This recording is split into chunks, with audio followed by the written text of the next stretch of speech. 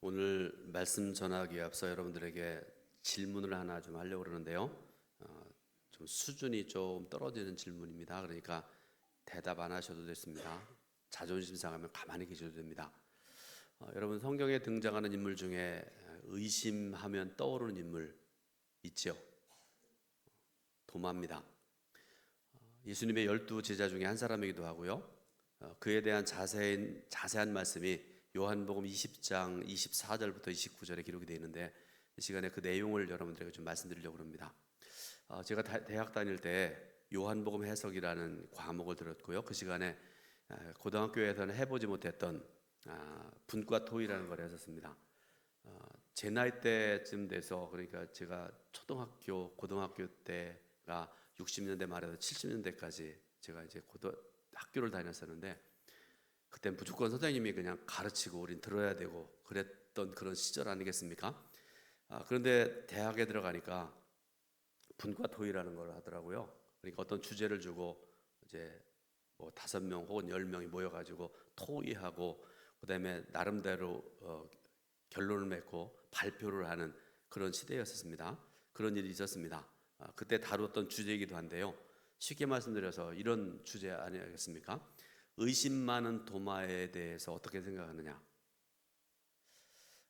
그 이전까지는 무조건 이 도마는 믿음 없는 사람, 의심의 사람, 예수님의 12 제자답지 못한 사람 등등의 생각들을 그냥 받아들였던 그런 상황이었습니다. 그런데 이 시간에 사실 그 토의하면서 도마도 억울한 사람이다라는 그런 얘기도 있었고요. 여러 가지 의논들을 했습니다. 요한복음 20장에 예수님의 부활에 대한 말씀이 자세히 기록이 되어 있는데요. 그 중에서 19절 말씀, 요한복음 20장 19절 말씀을 같이 한번 읽어보겠습니다.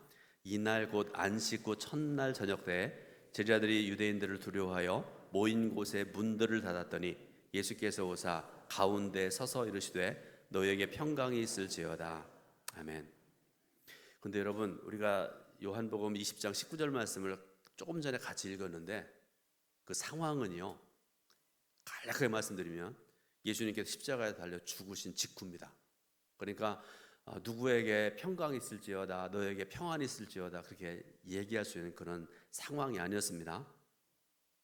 오늘 말씀에도 읽은 말씀 중에도 보니까요, 어떤 말씀이 있는가 하면 제자들이 유대인들을 두려워하여 모인 곳에 문들을 닫았더니 이렇게 말씀하고 계시잖아요. 그러니까 혹시라도 누가 와서 우리가 모여서 예수님이 얘기하고 예배드리고 이런 것들 혹시 사람들이 듣고 가서 일르지 않을까, 그래서 우리들도 예수님처럼 십자가에 죽지 않을까라는 그런 두려움 때문에 모인 곳에 문을 꼭꼭 닫았다라는 그런 말씀이 있지 않습니까? 어쨌든 부활하신 예수님께서 평강을 선포하시고 못 박히신 손과 옆구리를 보여주시는데 이런 예수님을 배웠던 제자들이 기뻐했다, 성경을 말씀을 하고 계십니다. 그런데 문제는 그 시간에 그 자리에 도마가 없었다는 것입니다. 한번 여러분 생각을 해보세요. 2000년 전이나 지금이나 죽은 사람이 다시 살아나는 일은 없습니다. 뭐 세계 유명한 의사, 최고의 병원, 누구 뭐 어떤 얘기를 하더라도 여러분들 죽었던 사람을 살리신 의사, 그런 능력 있는 사람 여러분 없습니다. 사람이 할 수 있는 일이 아닙니다. 죽은 사람을 살릴 수 있는 분은 한 분밖에 없으세요. 하나님 예수 그리스도십니다. 전능자 예수 그리스도만이 하실 수 있는 놀라운 사건이었습니다. 자, 다시 제자들 입장을 한번 생각해 보면요, 안식 후 첫날 새벽에, 그러니까 예수님께서 죽음을 이기시고 부활하신 새벽에 막달라 마리아가 무덤으로 달려가서 예수님의 시신이 없는 것을 보고 놀라서 베드로와 다른 제자들에게 이야기를 했고요. 제자들이 함께 무덤으로 달려가서 상황을 파악하고 난 다음에 20장 8절 말씀 보니까 이런 말씀을 하고 계세요. 그때야 무덤에 먼저 갔던 그 다른 제자도 들어가 보고 믿더라, 이렇게 말씀하고 계세요. 이후로도 예수님께서는 울고 있던 마리아에게 찾아가셔서 또 제자들이 모여있는 곳에 오셔서 증거를 하세요.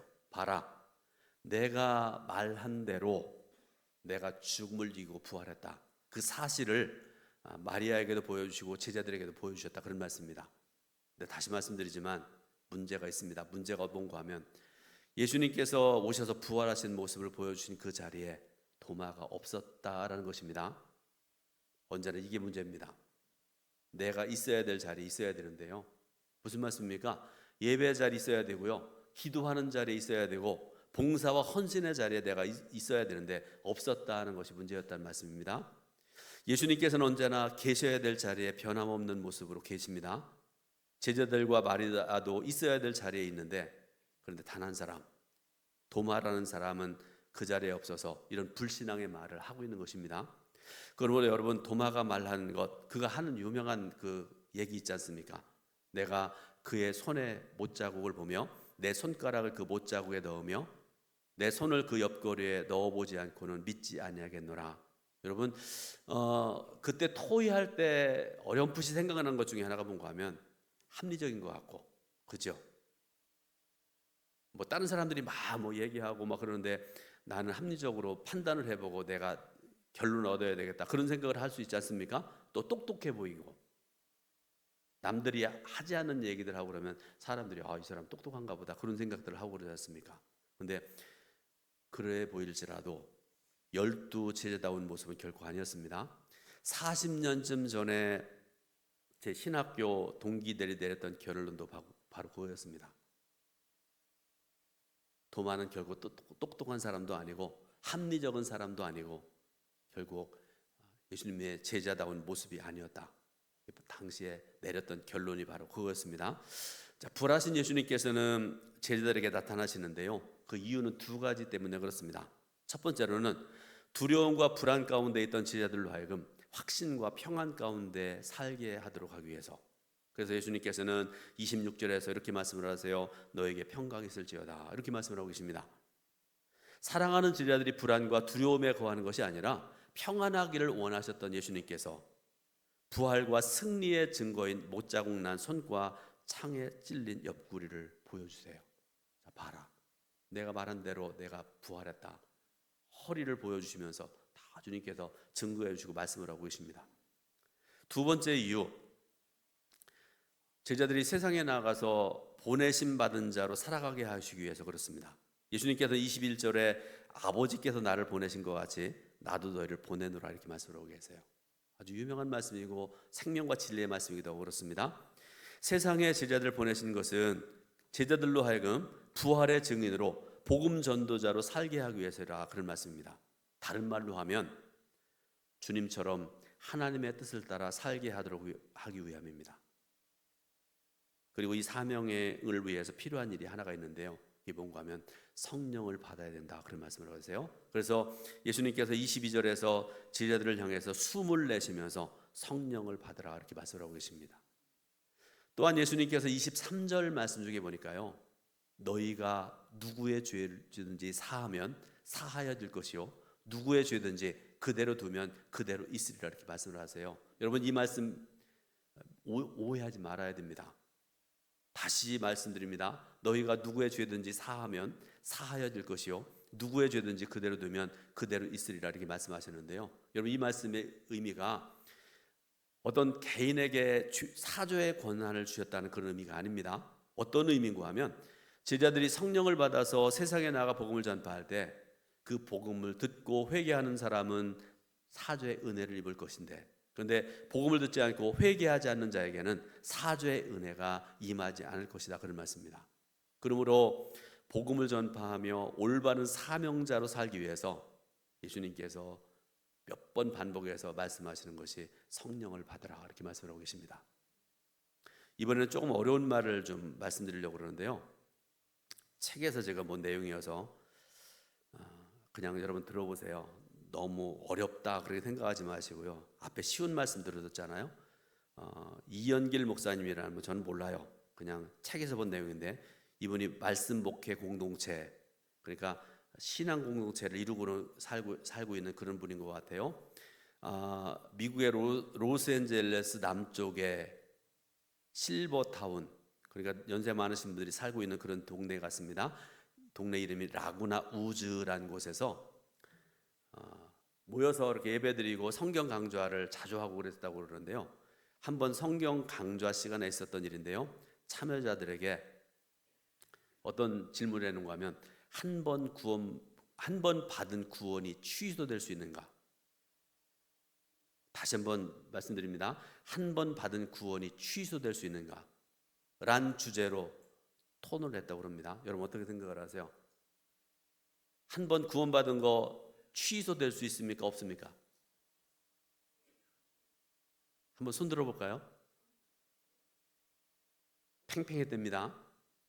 거의 반반으로 나눠졌던 것 같습니다. 그런데 어느 정신과 의사 한 분이 어려운 말을, 정신과 의사들은 말을 어렵게 해요. 한번 잘 들어보세요. 이것은 믿음을 소유로 볼 것인가 아니면 관계로 볼 것인가 하는 문제라.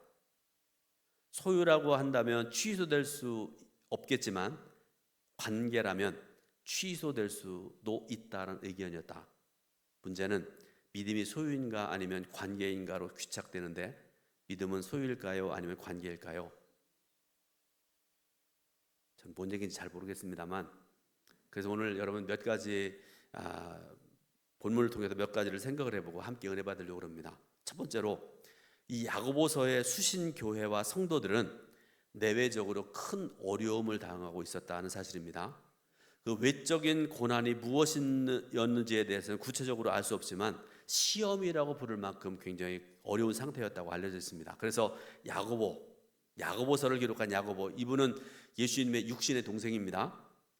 외적인 어려움에 시달리고 있는 성도들을 위로하는 그런 말씀 주시는데요. 오늘 읽을 말씀 중에 2절부터 4절까지의 말씀을 같이 한번 읽어보겠습니다. 내 형제들아, 너희가 여러 가지 시험을 당하거든 온전히 기쁘게 여기라. 이는 너희의 믿음의 시련이 인내를 만들어내는 줄 너희가 알미라. 인내를 온전히 이루라. 이는 너희로 온전하고 구비하여 조금도 부족함이 없게 하려 함이라. 아멘. 그런데 여러분, 말씀이 이렇게 은혜로운 말씀이 주어졌는데, 그런데 우리의 삶을 한번 생각을 해보면요, 일반적으로 어려움을 당하면 고통스러워하고 괴로워합니다. 기도도 잊어버리고요, 예배 자리도 안 나갑니다. 심지어는 예수님을 버리는 사람도 굉장히 많습니다. 그런데 오늘 말씀 보니까 초대 예루살렘 교회 지도자 야고보가 뭐라고 얘기를 합니다. 뭐라고 얘기합니까? 그 고통을 통해 무엇인가를 이루어 가신 하나님을 바라보라, 이렇게 말씀하고 계세요. 그러면 기뻐할 수 있다. 그러면 문제가 아닐 수 있다, 이렇게 말씀하고 계세요. 자, 또 다른 문제는, 외적인 문제는 그렇고요, 내적인 문제는 교회 내에서 일어나고 있는 일들입니다. 여러분, 그런데 사실은 이게 더 큰 위협이었습니다. 무슨 말씀인고 하면, 말씀 보게 되니까요, 만일 뭐뭐 하거든으로 시작하는 영어에서 말하는 가정법이라는 문법이 있습니다. 그런데 성경에서는 이런 가정법이 단순히 가정이 아니라 사실의 근거를 둔 가정일 때가 많습니다. 좀 어려운 말인데요, 예를 들어 보겠습니다. 예수님께서 40일 동안 금식 기도하시고 굶주리셨을 때에 사탄이 찾아와서 예수님께 했던 말이 있습니다. 만약 당신이 하나님의 아들이어든, 한 번만 얘기한 거 아니라 두 번씩이나 이런 표현을 쓰고 말을 합니다. 근데 여러분, 사탄이 예수님이 누군지 몰랐을 거예요? 천만의 말씀입니다. 우리는 어떤 때 믿음도 없으면서 사탄을 우습게 여기는 경우들이 많아요. 우리가 사탄을 우습게 여길 때는 단 한 가지 경우입니다. 내가 예수님 안에 있을 때, 예수님이 내 안에 계실 때, 그때는 우습게 여길 수 있어요.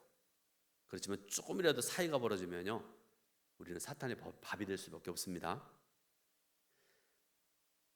그런데 사탄이 예수님이 어떤 분이신지를 분명히 아는데요, 사탄이 영적인 존재이기 때문에 예수님을 모를 리가 없는데, 예수님이 누구신지 뻔히 그리고 잘 알면서도 예수님을 시험해서 자기가 제안한 일을 하도록 강조하는 수법이 바로 아까 말씀드렸던 마태복음, 예수님을 시험하는 그런 말씀입니다.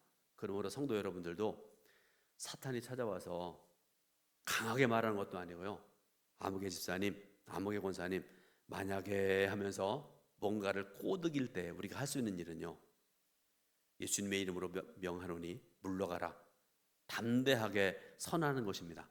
우리 사랑하는 동두천교회 성도 여러분이 이런 믿음의 사람이 될 수 있기를 주님의 이름으로 축원드립니다.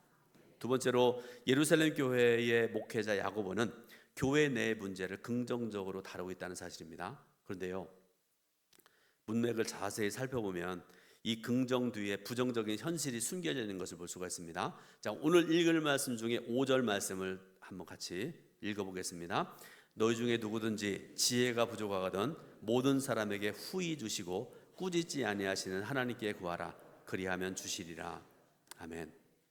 여러분, 이 말씀의 뜻은요, 당면한 문제가 하나님께서 주시는 지혜로만 해결할 수 있다라는 그런 말씀입니다. 그러므로 야고보서가 쓰여진 당시나 지금이나 우리 믿음의 사람들이 해야 될 일은 문제 놓고 하나님께 기도해야 된다는 그런 말씀입니다. 그런데 이 말을 뒤집어 보면요, 교회는 이런 문제를 놓고도 기도하지 않았다. 그 교회가 그랬다는 말씀입니다. 또 기도는 하지만 믿음 없는 기도를 하고 있다는 그런 의미이기도 합니다. 왜냐하면 당시에 초대교회 성도들 중에 이미 예수 그리스도를 떠나서 예수님의 사랑에서 떠나서 다른 무엇인가를 의지하고 사랑하고 있는 그런 사람들이 있었다라는 그런 말씀이기도 합니다. 그래서 이런 사실을 잘 아는 야고보는 이런 기도는 응답받을 수가 없다라고 말씀하고 계시죠.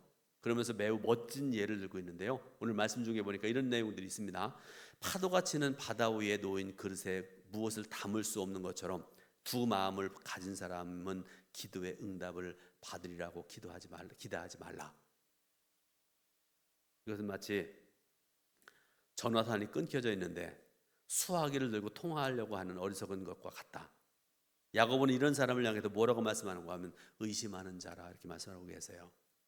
그리고 여러분, 믿음 없다는 말하고 의심한다는 말은 동의어입니다.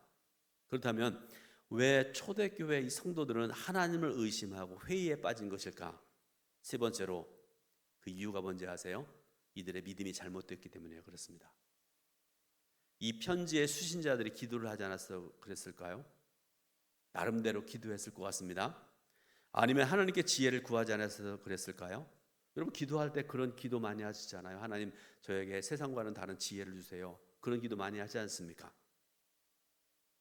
분명히 기도도 했을 것이고 지혜도 구했을 것이고, 그런데 분명한 것은 이들의 믿음이 잘못되었기 때문이다, 그런 말씀입니다. 무슨 말씀인가 하면, 여러분, 신앙은 100% 신앙이 되어야 됩니다. 90% 신앙 아무것도 아니고요, 80% 신앙 아무것도 아닙니다. 세상에서는 80점 좋아요, 90점은 우수생입니다. 그러나 신앙의 길에 있어서는 90점 안 됩니다. 99점도 안 됩니다. 100점이 돼야 됩니다.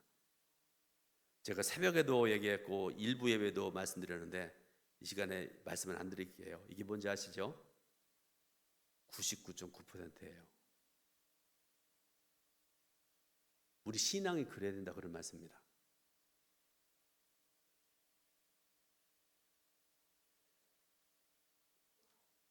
이런 잘못된 믿음, 그러니까 예수님과 동행하다가 조금이라도 1%라도 잘못된 길로 가는 그런 믿음을 가리켜서 야고보 사도는 믿음이 있노라 하면서 행함이 없기 때문에 그런 짓을 한다, 이렇게 말씀을 하고 계시고요, 그런 믿음은 죽은 것이라고까지 말씀을 하고 계세요. 자, 야고보서 2장 14절 유명한 말씀입니다. 같이 봉독해 올립니다. 내 형제들아, 만일 사람이 믿음이 있노라 하고 행함이 없으면 무슨 유익이 있으리요? 그 믿음이 능히 자기를 구원하겠느냐? 아멘. 그러면서 이런 믿음은 마지막 하나님 앞에 섰을 때 결코 자기를 구원할 수 없다고 단언해서 말씀을 하고 계세요. 그리고 26절에서 다시 영혼 없는 몸이 죽은 것 같이 행함이 없는 믿음은 죽은 것이니라고 단언해서 강력하게 말씀을 하고 계십니다. 여러분, 믿음이라는 말 한번 보시면서 말씀을 잠깐 들으시기 바랍니다. 본문에 믿음이라고 번역되어진 헬라어 피스티스란 말입니다. 정확한 뜻을 말씀드리면 신실, 신뢰라고 하는 표현이 더 정확합니다. 그런데 야고보가 말씀하는 것처럼 예수님을 믿는다고 하면서 실제로는 예수님을 전적으로 신뢰하지 아니하고 따르지 않는다면 그것이 바로 믿음이라고 할 수 있겠느냐라고 질문하고 있는 것이죠. 이런 사람들의 믿음은 장차 하나님 앞에 섰을 때에 아무런 도움이 되지 못한다, 이렇게 말씀하고 계세요. 여러분, 성경에서 말씀하는 믿음의 사람은요, 하나님의 사람들의 모습은요, 간략하게 말씀드립니다. 시편 1편 3절 말씀처럼 시냇가에 심은 사람, 나무 같은 사람입니다. 그래서 끊임없이 뿌리를 통해서 물을 빨아들이고요. 그 빨아들인 물이 줄기로 흘러가고 줄기가 이파리로 흘러가고 꽃으로 흘러가고, 그래서 자라고 열매 맺는 사람, 그 사람이 바로 하나님의 사람들입니다. 30배, 60배, 100배로 열매 맺는 그런 사람들입니다. 그리스도인들은 예수 그리스도와의 만남과 우리가 죽은 후에 하나님 나라에 사는 것 사이에 살고 있는, 자, 간략하게 말씀드리겠습니다. 어떤 A라는 사람이 있는데 이 사람이 30세에 예수를 영접했다고 생각을 해보세요. 그리고 이 사람이 80세에 죽었다고 생각을 해보세요. 그러니까 30세로부터 80세까지의 그 삶을 가리켜 우리가 사이의 존재다 이렇게 얘기하는 그런 얘기가 있습니다. 그런데 이 사이를 연결해 주는 것은 하나님의 말씀과 하나님의 말씀을 따라 사는 삶이라 이렇게 말씀하고 계세요. 만약 이 삶이 말씀이 빠져 있다고 그러면 그 사람은 예수 그리스도와 아무런 관계가 없는 사람이다 이렇게 말씀하고 계십니다.